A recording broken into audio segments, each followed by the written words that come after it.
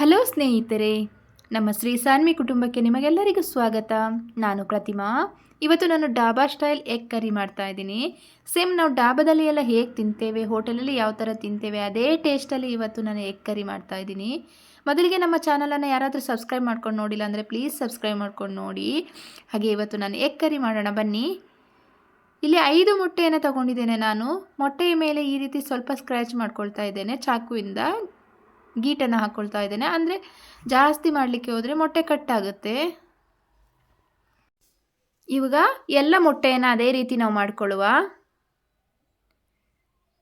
ಜಾಸ್ತಿ ಸ್ಕ್ರ್ಯಾಚ್ ಮಾಡೋಕ್ಕೆ ಹೋಗಬೇಡಿ, ಅಂದರೆ ಈ ಮಸಾಲೆಗಳು ಮೊಟ್ಟೆಯ ಒಳಗಡೆ ಹೋಗಿ ಆ ಮೊಟ್ಟೆ ತಿನ್ನಬೇಕಾದ್ರೆ ನಮಗೆ ತುಂಬ ಟೇಸ್ಟಿಯಾಗಿರುತ್ತೆ. ಅದಕ್ಕೋಸ್ಕರ ಈ ರೀತಿ ಮಾಡಿಕೊಂಡ್ರೆ. ಈಗ ಎಲ್ಲ ಮೊಟ್ಟೆನೂ ನಾನು ಅದೇ ರೀತಿ ಮಾಡಿಕೊಂಡೆ.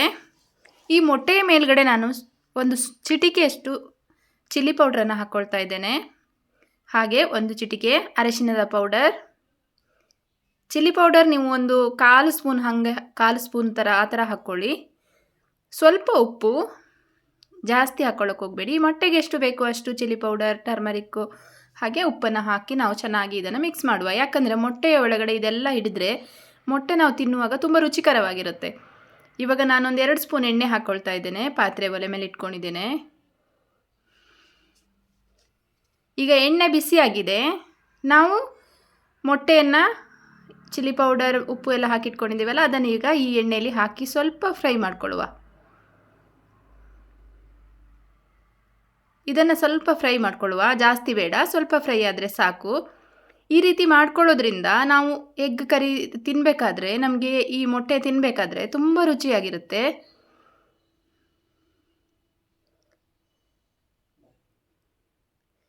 ಈಗ ಇದನ್ನು ಸ್ವಲ್ಪ ಫ್ರೈ ಮಾಡ್ಕೊಂಡಿದ್ದಾಯಿತು. ಒಂದು ತಟ್ಟೆಗೆ ತೆಗೆದಿಟ್ಕೊಳ್ಳುವ. ಅದೇ ಪಾತ್ರೆಗೆ ನಾನು ಇನ್ನೊಂದು 2 ಸ್ಪೂನ್ ಎಣ್ಣೆ ಹಾಕ್ಕೊಳ್ತಾ ಇದ್ದೀನಿ. ನೀವು ಎಣ್ಣೆ ಸ್ವಲ್ಪ ಜಾಸ್ತಿ ಆದರೂ ಹಾಕ್ಕೊಳ್ಳಿ, ಪರವಾಗಿಲ್ಲ, ತುಂಬ ಚೆನ್ನಾಗಿರುತ್ತೆ. ಈಗ 1 ಸ್ಪೂನು ಸೋಂಪು ಕಾಳು ಹಾಕ್ಕೊಂಡಿದ್ದೇನೆ ನಾನು, ಸೋಂಪು. ಹಾಗೆ 1 ಸ್ಪೂನು ಇಲ್ಲಿ ಜೀರಿಗೆಯನ್ನು ಹಾಕ್ಕೊಳ್ತಾ ಇದ್ದೀನಿ. ಎರಡೂ ಕೂಡ ಚೆನ್ನಾಗಿ ಫ್ರೈ ಆಗಲಿ. 1 ಈರುಳ್ಳಿಯನ್ನು ಚಿಕ್ಕ ಚಿಕ್ಕದಾಗಿ ಕಟ್ ಮಾಡಿ ತೊಗೊಂಡಿದ್ದೀನಿ, ಅದನ್ನು ಕೂಡ ಇದರಲ್ಲಿ ಹಾಕ್ಕೊಳ್ತೀನಿ.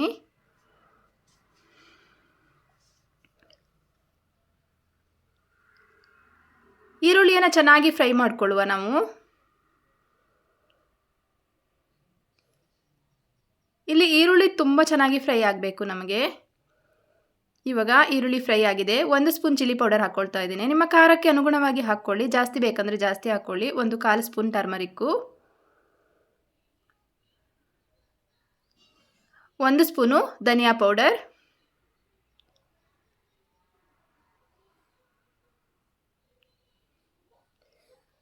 1 ಸ್ಪೂನು ಗರಂ ಮಸಾಲವನ್ನು ಹಾಕ್ಕೊಂಡಿದ್ದೇನೆ. ಎಲ್ಲವನ್ನು ಹಾಕಿ ಚೆನ್ನಾಗಿ ನಾನಿಲ್ಲಿ ಫ್ರೈ ಮಾಡ್ಕೊಳ್ತೀನಿ.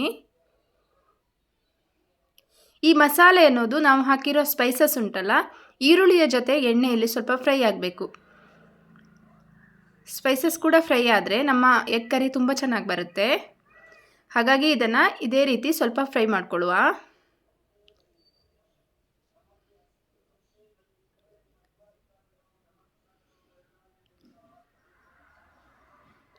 ಇವಾಗ ಇದು ಫ್ರೈ ಆಗ್ತಾ ಬಂತು.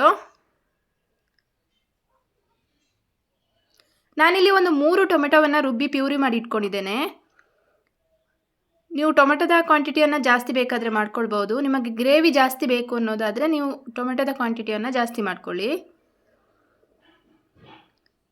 ಇವಾಗ ಇದು ಟೊಮೆಟೊ ನಾವು ಹಾಕಿದ್ದೇವಲ್ಲ ರುಬ್ಬಿ, ಅದು ಹಸಿ ವಾಸನೆ ಹೋಗೋ ತನಕ ಇದನ್ನು ನಾವು ಫ್ರೈ ಮಾಡಬೇಕು.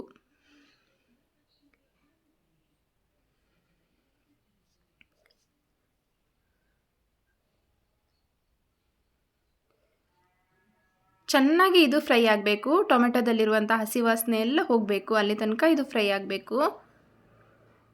ನಾವು ಟೊಮೆಟೊವನ್ನು ಯಾವುದೇ ರೀತಿ ಹುರಿದಿಲ್ಲ, ಹಾಗೆ ಹಾಕಿದ್ದೇವಲ್ಲ ಹಸಿಯಾಗಿ. ಹಾಗಾಗಿ ಇದನ್ನೊಂದು ಲಿಡ್ ಕ್ಲೋಸ್ ಮಾಡಿ ಇವಾಗ ಸ್ವಲ್ಪ ಬಿಡೋಣ. ಒಂದು 5 ನಿಮಿಷ ಹೀಗೆ ಬಿಡೋಣ.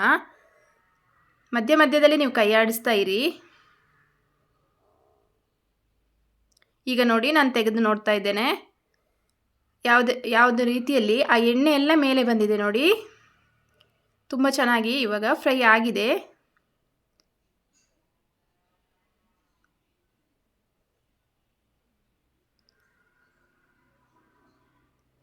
ಟೊಮೆಟೊ ಹಾಕಿದ ತಕ್ಷಣ ಟೊಮೆಟೊ ಪ್ಯೂರಿ ಹಾಕಿದ ತಕ್ಷಣವೇ ನೀರನ್ನು ಸೇರಿಸಬಾರ್ದು ನಾವು.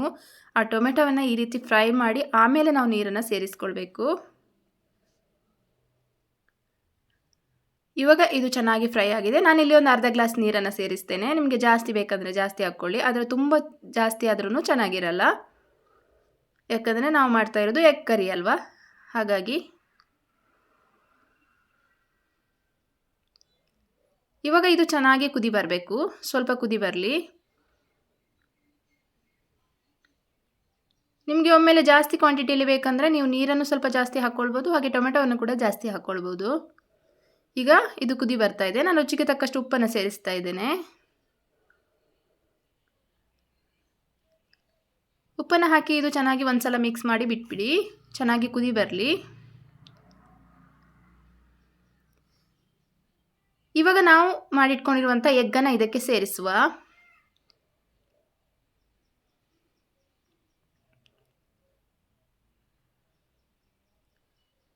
ಚೆನ್ನಾಗಿ ಒಂದ್ಸಲ ಮಿಕ್ಸ್ ಮಾಡೋಣ. ಈಗ ಲಿಡ್ಡನ್ನು ಕ್ಲೋಸ್ ಮಾಡಿ ನಾನು ಒಂದು 5 ನಿಮಿಷ ಬಿಡ್ತೇನೆ. ಆ ಎಗ್ಗು ಮಸಾಲೆ ಜೊತೆ ಚೆನ್ನಾಗಿ ಬಾಯ್ಲ್ ಆಗಲಿ. ಇವಾಗ ಲಿಡ್ ತೆಗೆದು ನೋಡೋಣ. ನೋಡಿ, ನಮ್ಮ ಮಸಾಲೆ ರೆಡಿಯಾಗಿದೆ. ಕೊನೆಯಲ್ಲಿ ನಾನಿಲ್ಲಿ ಸ್ವಲ್ಪ ಕಸೂರಿ ಮೇಥಿಯನ್ನು ಹಾಕ್ತೇನೆ ಮೇಲ್ಗಡೆ. ನಮ್ಮ ಫ್ಲೇವರ್ ತುಂಬಾ ಚೆನ್ನಾಗಿ ಬರುತ್ತೆ ಇದು ಹಾಕೋದ್ರಿಂದ, ಹಾಗಾಗಿ ಕಸೂರಿ ಮೇಥಿಯನ್ನು ಹಾಕ್ಕೊಳ್ಳಿ. ಇವಾಗ ನಮ್ಮ ಡಾಬಾ ಸ್ಟೈಲ್ ಎಗ್ ಕರಿ ರೆಡಿಯಾಗಿದೆ. ತುಂಬ ಚೆನ್ನಾಗಿ ನೀವು ದೋಸೆ, ಚಪಾತಿ, ರೊಟ್ಟಿ ಅಥವಾ ರೈಸು ಯಾವುದ್ರ ಜೊತೆ ಕೂಡ ತಿನ್ಬೋದು. ತುಂಬಾ ಚೆನ್ನಾಗಿರುತ್ತೆ. ನೀವು ಮಾಡಲಿಲ್ಲ ಅಂದರೆ ಒಮ್ಮೆ ಇದನ್ನು ಮಾಡಿ ನೋಡಿ. ಓಕೆ ಫ್ರೆಂಡ್ಸ್, ನೋಡಿದ್ರಲ್ವಾ ಡಾಬಾ ಸ್ಟೈಲ್ ಎಗ್ ಕರಿ ಹೇಗೆ ಮಾಡೋದು ಅಂತ. ಈ ವಿಡಿಯೋ ನಿಮಗೆ ಇಷ್ಟ ಆದರೆ ಒಂದು ಲೈಕ್ ಮಾಡಿ, ಶೇರ್ ಮಾಡಿ, ಕಮೆಂಟ್ ಮಾಡಿ, ಹಾಗೆ ನಮ್ಮ ಚಾನಲನ್ನು ಸಬ್ಸ್ಕ್ರೈಬ್ ಮಾಡ್ಕೊಂಡು ನೋಡಿ ಅಂತ ಹೇಳ್ತಾ ಥ್ಯಾಂಕ್ ಯು. Bye bye.